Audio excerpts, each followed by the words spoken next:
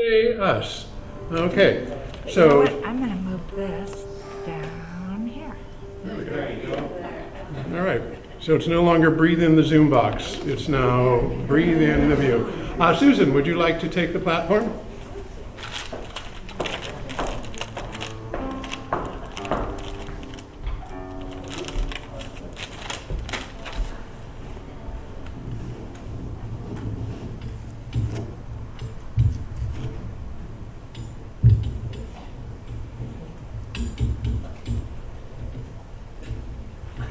Good job, you're hired.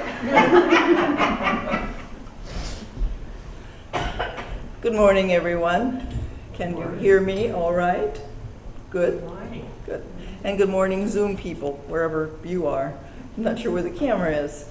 For those of you that are new, this is the Contemplative Meditation. I have a short reading. It'll be followed by a minute of silence, and then Jackson will do a musical interlude into our invocation. So I invite you to close your eyes, get settled in your seat. Just take a couple of deep centering breaths and know that right here, right now, we are all one.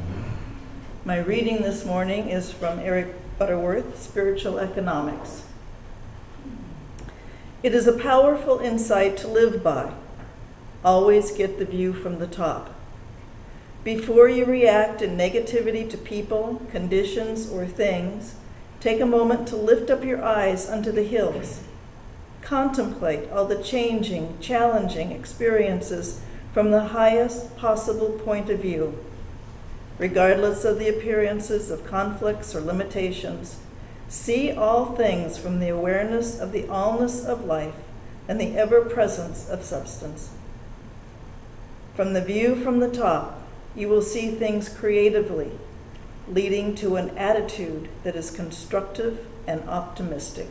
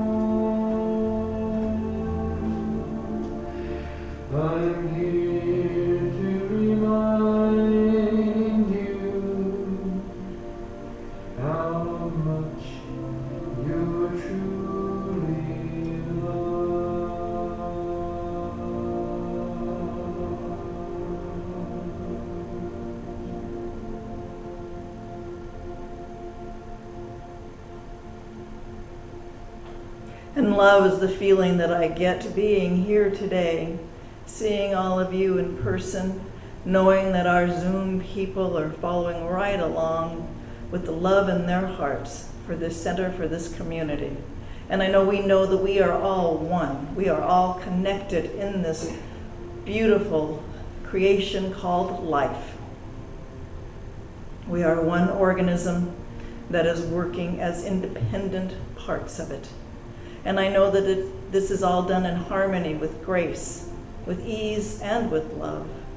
And the lights that each one of us are in our consciousness spreads throughout this community, throughout this state and this world. And I know that as we lift our consciousness, we lift those around us. And this is such a wonderful feeling, and it fills me with joy, with hope, and with faith.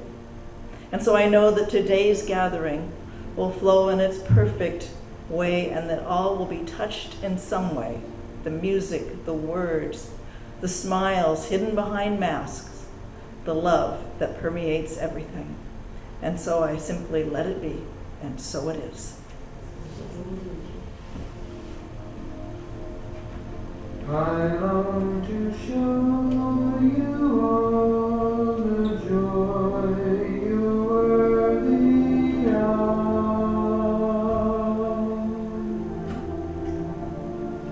I'm here to remind you how much you're truly loved.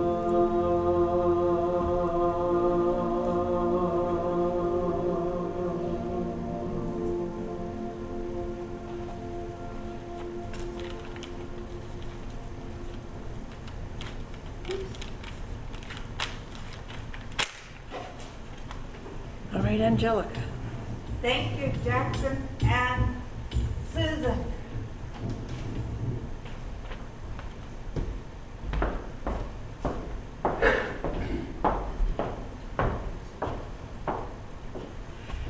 Jackson always picks a song that just, I feel like God is singing to me, and you have such a good voice. Thank you very much. And Susan always picks such good words. It's wonderful. So first, before I start, I want to mention that thank you everybody for putting up with our fumbling around trying to get things together, because this is all new. We did it for a little while, and we fumbled around during that too, but it wasn't long enough to really get it together. But what I know is that doing it this way, hybrid services, this is the wave of the future. And this is what we'll be doing forever, it seems like. So we appreciate the ones who are on Zoom, and we appreciate the ones sitting here this morning, and this is a very good thing. Come on. Oh, I forgot to change it before. All right, my talk this morning is called The View from Here. And, we've been through a lot the last 18 months or whatever it's been. We've been through a lot. Each one of us personally has been through stuff. As a community, we've been through stuff. As the collective consciousness, we've been through stuff. And the truth is that we had an opportunity to learn a lot of things, and whether we did or not is up to us. But what I know is that all we can do really is live from the present moment, because the future is going to also be full of changes. We just happen to notice this particular change the most because it was so dramatic. So from our global vision, it says, we envision humanity awakening to its spiritual magnificence and discovering the creative power of thought, a world where every person discovers his or her own personal power and ability to create an individual life that works within a world that works for everyone. I love the first part of this statement, awakening humanity to its spiritual magnificence. That was part of the global vision when we used to be two organizations. That was Religious Science International's vision. And that idea of, I have this picture that comes into my mind when I hear it, of our planet, of all these lights starting to come on everywhere as we awaken to our spiritual magnificence. And what we're teaching here is that we each have a personal power that we can use. Dr. Holmes used to say before every single talk, there is a power for good in this universe and you can use it. The truth is you are using it. Sometimes we use it negatively and sometimes we use it positively. But here I believe we're learning how to use it more positively all the time. I wanted to show you this. This is actually, I found this meme or picture way back in the first couple of months of COVID, but I hadn't figured out how to use it yet, and then I forgot I had it, and then when I was making this up, I did find it. So perhaps that dark blue circle could say, who was I during COVID-19? So you see the first zone is called the fear zone. And that's where we're hoarding food and toilet paper and medicines that we don't need. Do you remember that, hoarding the toilet paper? I don't remember hoarding food. But right now, I'm hoarding cat food. And cat litter, right? Because every store I go into, the shelves are empty. Maybe, I haven't been to the store in a week, so maybe they're filled up finally, but it's like, wow, what's happening to all the cat food? And one of the clerks at Safeway said, oh, it's on one of those ships out in the harbor. So the second thing is I complain all the time. Now, I know that you might not have, but I certainly did at the beginning, was complain about I couldn't see people. I couldn't, go anywhere. We had to wear a mask all the time. There was a lot of complaints that I had. And the next one is transmit my anger and fear-related emotions to others. So you know that fear to me is the real virus that we're all living with right now. And it's easy to transmit that to other people. It's really easy. And you can see right now, we keep reading about people on airplanes and riots and things happening. The percentage of murders in the United States has gone up like 30% in the past year. So we're transmitting all this fear and anger to other people. And it also says forwarded all messages to others. So every time we heard about anything, concerning COVID, we would tell everybody about it, right? So then we got through that fear zone. Now I'm going to tell you something. The fear zone looks like it stops right there, but the truth is part of it goes with us, right? Now in the learning zone, this is where we moved into as we got out of the fear zone. I stopped compulsively consuming things that harm me, from food to news. I don't know about the food, because boy, candy and tortilla chips have really appealed to me. Chocolate and tortilla chips, my two danger zones. But I have noticed that I was compulsively consuming news. And, I didn't stop compulsively doing it, but I did it less. And I started letting things go that are out of my control. I mean, after a while you go, okay, this is happening. We got to just live with it. We got to work with it. We got to accept it and move on. And we start identifying our emotions. We start identifying the fact that we've been living in fear. I was mentioning to somebody just this morning that sometimes I get out back to my home from doing the shopping and the things that I only do occasionally now, not as often as I used to, and standing there unlocking my door, it's like, I made it, I'm home. There's that, I can feel that I'm still carrying some fear there. Another thing they say is I make myself aware of the situation and think about the best way to act. And didn't you all do that? I mean, we start making plans, like how far can I go before I go to the store? How far can I go before I go to the gas station? Or when can I start going back to the gym, etc. And we started verifying information before we shared it. I'm not sure how many people did that, though. But I've been doing that a lot. I have learned so much about viruses and all kinds of stuff because I've looked stuff up before I share it. And I acknowledge that everyone is trying to do their best. This is all in the learning zone. And everybody is trying to do their best, even the ones that are angry or seem to us to be belligerent about how things need to be, etc. They're trying to do their best according to their perception, which is all that we can do. I can only do my best according to my perceptions of things. Now, I like the growth zone, and this is where we are now. The next zone is going to be called the free zone. I can't wait till we're there. So we find our purpose. We find something to do or somehow a way to be who we really are, even with all the things that are happening. And we start thinking of how we can help others. Now, I love this part. Way back in the learning zone, at the beginning of the learning zone, I started watching for the news stories or the things online that talked about how people helped other people. And it was wonderful.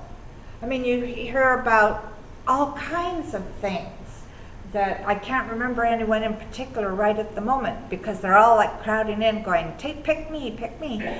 But I know that if you think about your own life, I'm sure that you reached out to help people as well, or people reached out to help you. And so we started using our skills to service the ones in need. I know quite a few of you are participating in various service things now that we feel a little bit freer to be able to do that. And that's a good thing. Let's keep it up. I show empathy to myself and others.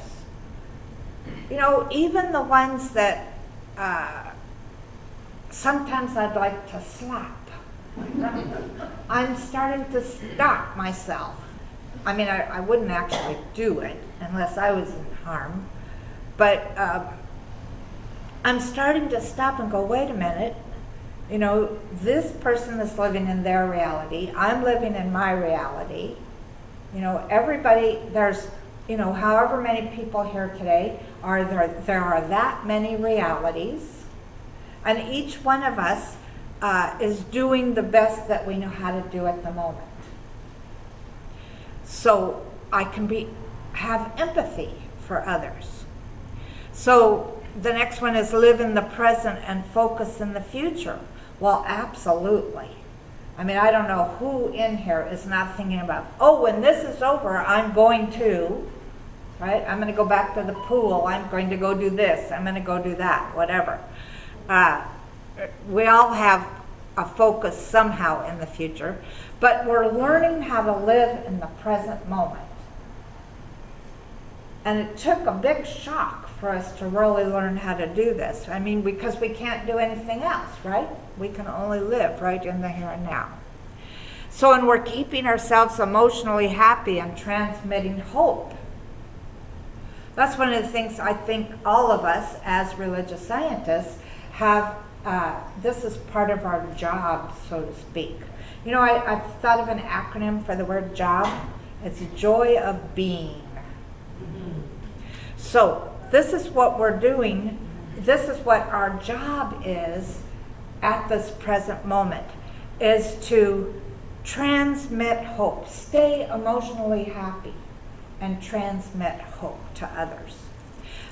We're also showing our gratefulness.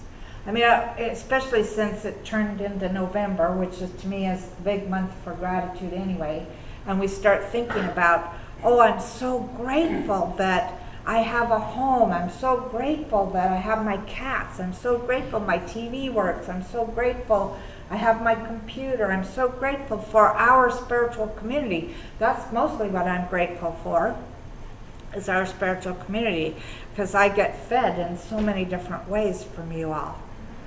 And I find ways to adapt to changes. Haven't you done that? Find ways to adapt to changes? I mean, you sort of have to. And the last one is I practice calmness, patience, relationships, and creativity. I've seen so many, I'm on a few art sites on Facebook, and I've seen so much creativity during this time that is just absolutely wonderful. And yes, we have to practice calmness. And as I said in either the monthly newsletter or my Friday message, I love what Master Chunyi Lin said, where he said, breathe slowly and you'll slow your mind. And as I started, well, actually when I started practicing Qigong, I realized that I breathe quickly and I breathe from up here. I very rarely do the baby breathing, you know, like a little baby, you know, breathe from your belly. And when you do that, it's like everything just calms down. And so when you find yourself the next time in overwhelm, like this morning when I was trying to get things fixed, or yesterday when we were rehearsing trying to get things fixed so that we could do this morning, you know, if I'm in overwhelm, I remember.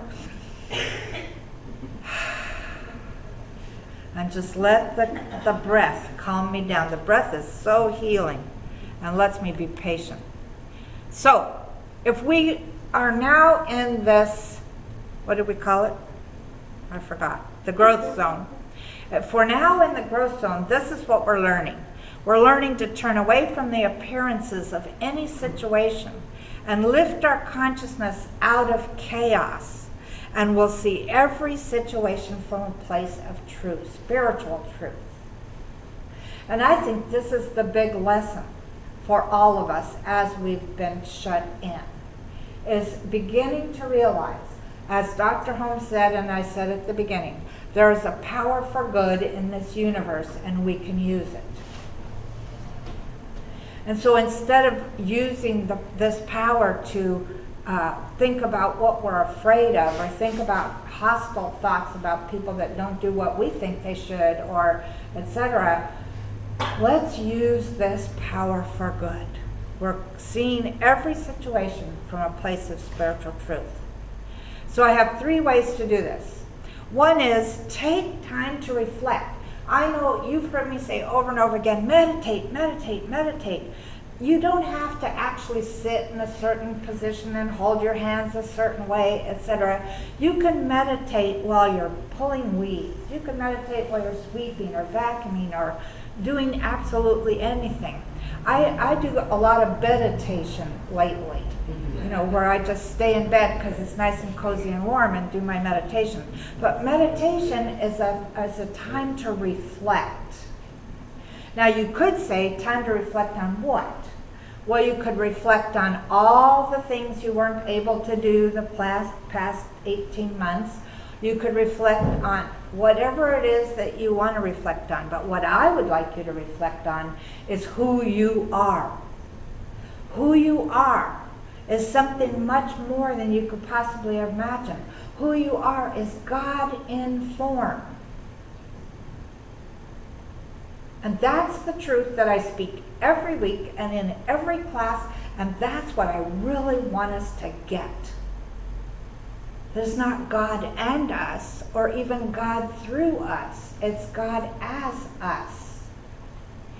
And the second thing was to breathe in the view. Whether you're at home or you're driving or whatever it is, allow yourself to breathe in the view and feel the earth, Mother Earth, and all of her beauty and all that she provides and everything.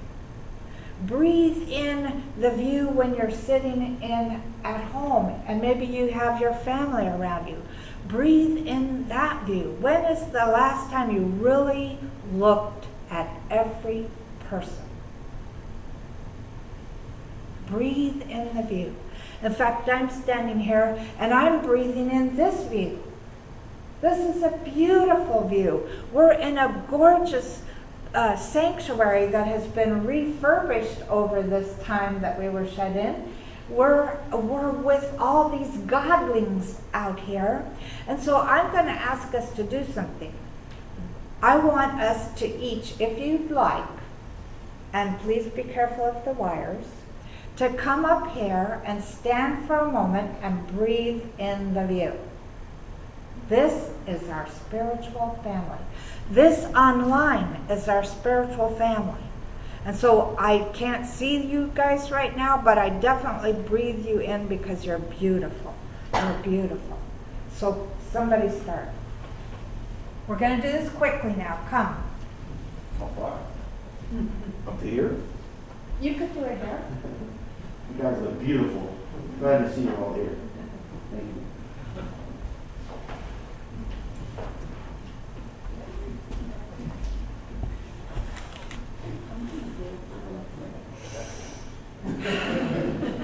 I want you to take a breath. Take a breath when you come up. And just breathe in the view.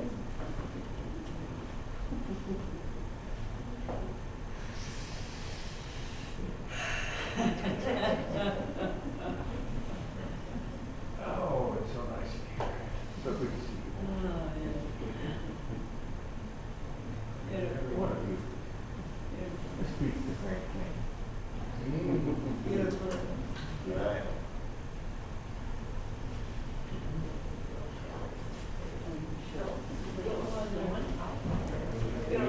I've already done this, so I get to do it again. Look great. Breathe. You're breathing in the view. So make a line or something so we're not taking the extra seconds. Yeah, I like the view from over here. Yeah, it's a Sit good in the front, you don't see anybody else. To be a guest speaker next week?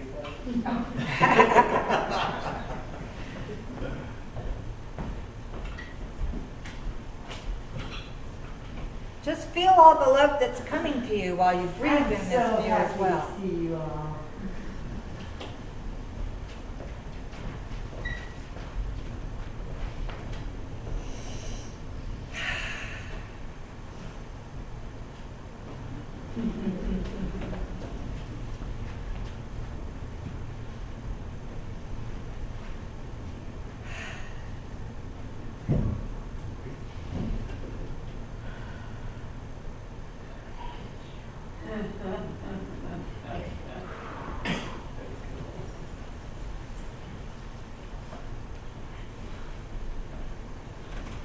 I'm so happy to meet you all. I've only seen you on Zoom all summer. Carol, thank you.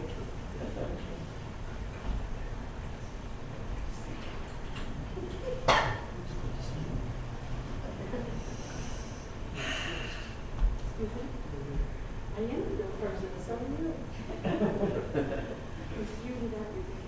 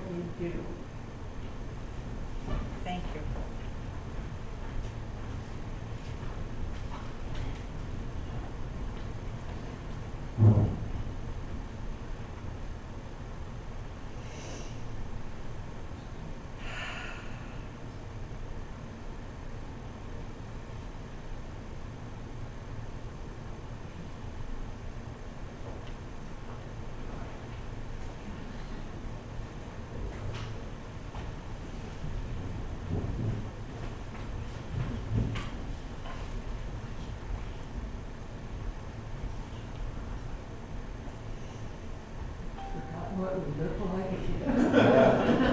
We're so thankful for the spiritual energy, the gift of friendship, the opportunity to be with you once again. Blessings and prayers.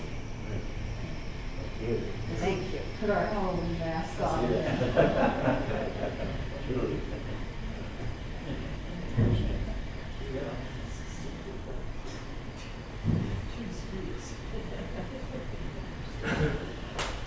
All right. Are you gonna? Okay. All right. So when we're finished today, this is a little aside. Sharon lost her husband a few months ago, and Sunny lost hers a few weeks ago. So when we afterwards, make sure you give them extra love. All right. Now, the third one is the journey continues. And what I know is that we've already walked through a portal. We haven't seen what this portal looks like. We've only felt it. And as we walk through this portal, and as we continue to walk through it, we're stepping out into something that's brand new. We're brand new. Life is brand new. Everything is brand new. And so I want us to step through with the eyes of a child, with the heart of a child, where you step through and you go, wow, look at that. Oh, how wonderful. And I stood at my bedroom window. I opened my curtains this morning and was surprised that it was light outside, but because of the time change. And then I noticed that the inside of my windows was wet. I thought, whoa, it's got to be cold out there. It's like, hey, Google, what's the temperature outside? 40 degrees. Oh my goodness. So that was sort of a wonder. And then I look out my window and there's like this fairy trail of mushrooms that must have been 10 feet long. They weren't there yesterday. How did those appear? So I had wonder at that. And let's allow ourselves to see things as if they were brand new. I mean, the next time you turn on your stove or your coffee pot or whatever it might be, think about, wow, look at this. How amazing this is, right? Let's continue this journey with the eyes of wonder. And what we're mostly doing as we're being a child with the eyes and heart of wonder is we're allowing ourselves to acknowledge that deep presence within us. Because that's our job here, our joy of being, is to acknowledge that who we are is God, the divine, first cause, the force, whatever you want to call it. So let's say this affirmation together. With the eyes of joy, we see in all of life our highest good. With the eyes of love, we see everywhere the face of God. And Les is doing our affirmations this month, and so let's go into treatment.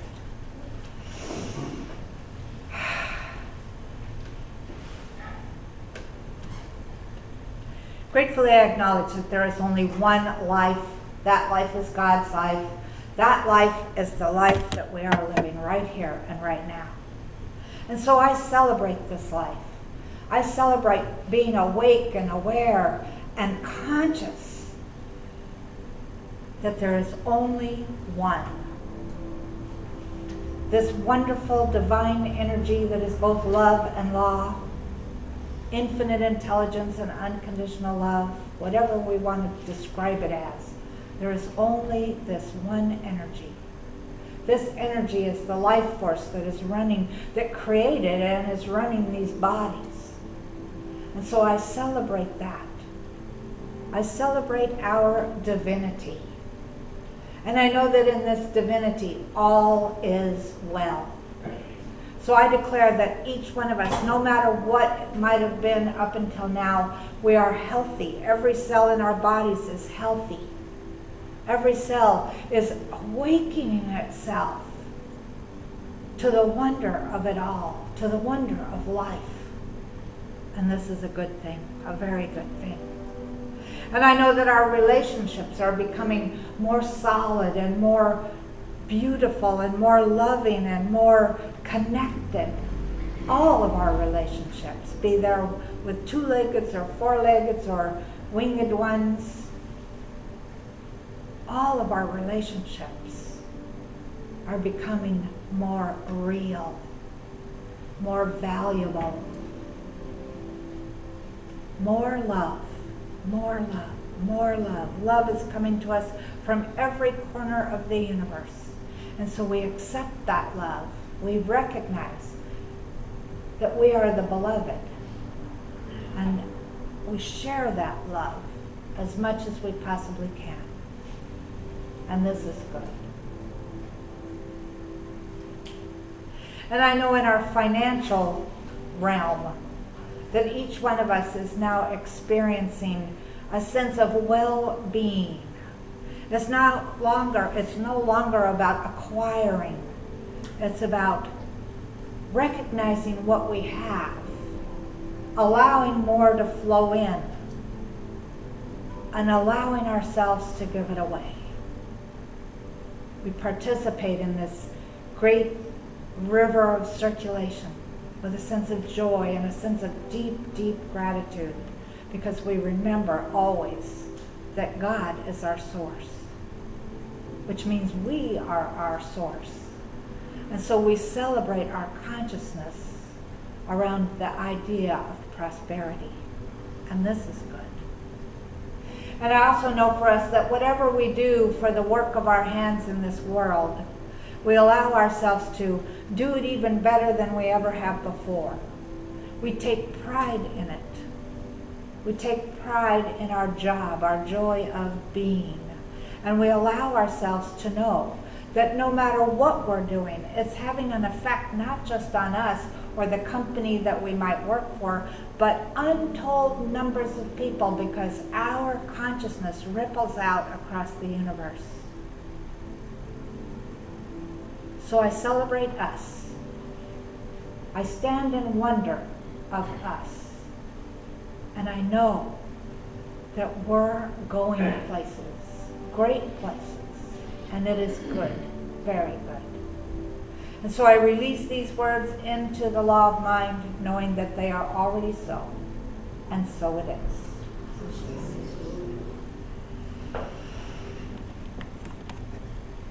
Now we're not going to be passing the, I almost. Oh, thank you. We're